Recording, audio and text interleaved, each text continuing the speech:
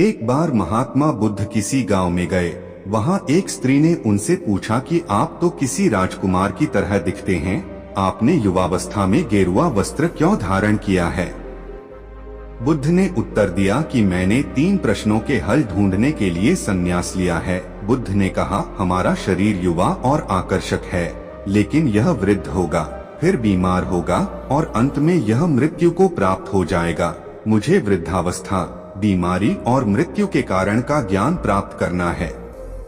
बुद्ध की बात सुनकर स्त्री बहुत प्रभावित हो गई और उसने उन्हें भोजन के लिए आमंत्रित किया।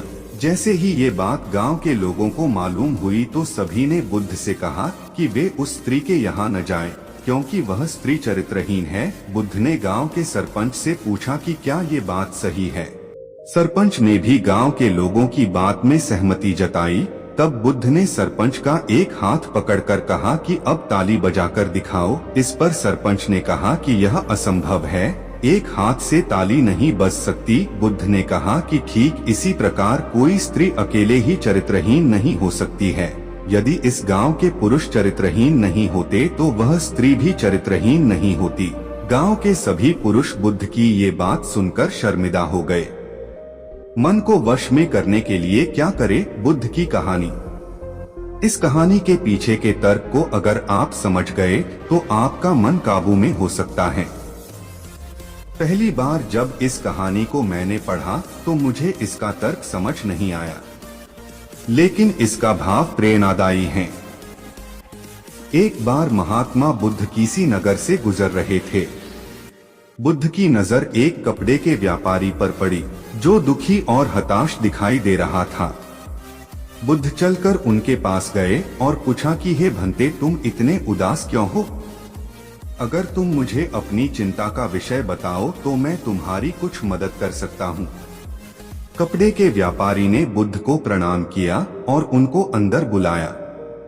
उस व्यापारी ने कहा कि जब से मेरी पत्नी की मृत्यु हुई है, तब से मेरे घर पर मेरे छोटे बेटे की देखभाल वाला कोई नहीं है, इसलिए मैं हमेशा इसको अपनी दुकान पर लेकर आ जाता हूँ।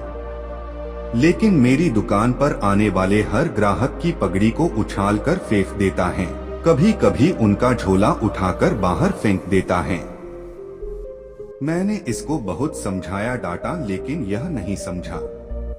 इसकी इस हरकतों की वजह से मेरे सारे ग्राहक खुद को अपमानित मानकर वापस चले जाते हैं। बुद्ध बोले, मैं तुम्हारी सहायता कर सकता हूँ, पर तुम मुझे वचन दो कि मैं जो भी करूँगा तुम उसमें दखलंदाजी नहीं करोगे, ना ही कोई प्रश्न करोगे। व्यापारी बुद्ध को वचन दे देता है। अगले दिन बुद्ध एक पगड़ी पहनकर आए और एक ग्राहक की भांति आकर बैठ गए। व्यापारी का बेटा आया और बुद्ध की पगड़ी को उछाल दिया। महात्मा बुद्ध मुस्कुराए और कहा, बहुत अच्छा, जाओ उस पगड़ी को वापस लेकर आओ। वह बच्चा दौड़कर गया और पगड़ी लाकर बुद्ध को दे दी। अगले दिन बुद्ध एक कुल्हाड़ी और एक लकड़ी लेकर आए। उस लड़के ने फिर से उस पगड़ी को उछाल दी। बुद्ध ने उस लड़के को कुल्हाड़ी और लकड़ी दे दी और कहा, जाओ इस लकड़ी को काटो।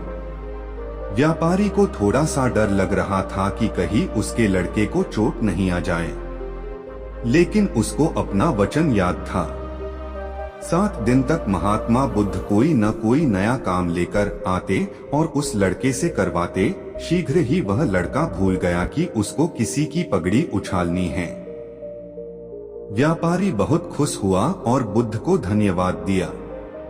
मुझे पता है कि इस कहानी का और मन के वश को कोई विशेष संबंध नहीं है, लेकिन पहले आप इस तर्क को समझ लीजिए। अगर हम अपने मन को अपने हिसाब से काम नहीं करवाएंगे तो मन अपने हिसाब से काम करेगा। मन वश में हो सकता है यदि मन को हम अपने अनुसार चलाएं। मन 2 तरीकों से, एक, मन अपने हिसाब से काम कर सकता है, या 2, मन को हम अपने हिसाब से काम करवा सकते हैं। बुद्ध से मिलने से पहले उस लड़के का मन और दिमाग अपने हिसाब अनियंत्रित रूप से काम कर रहा था, लेकिन बुद्ध ने उस लड़के को अपने अनुसार काम करवाए, जिससे उसकी आदत ही बदल गई।